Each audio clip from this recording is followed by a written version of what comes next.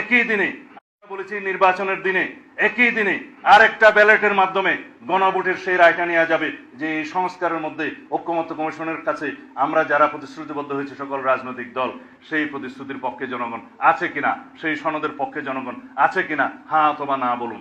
যদি জনগণ হ্যাঁ বলে তাহলে সেই পার্লামেন্ট, সেই নির্বাচিত সংসদের প্রত্যেকটা সংসদ সদস্য আইনানুগভাবে ম্যান্ডেট প্রাপ্ত হবে এই সনদ বাস্তবায়নের জন্য, তারা বাধ্য থাকবে সেই সনদ বাস্তবায়নের জন্য। জানানো হয় সংবিধান সংস্কার পরিষদের শপথ গ্রহণ প্রসঙ্গেও নির্বাচিত সদস্যদের শপথ গ্রহণ অনুষ্ঠিত হবে। এইটা প্রধান নির্বাচন কমিশনের সাংবিধানিক এখতিয়ার আছে।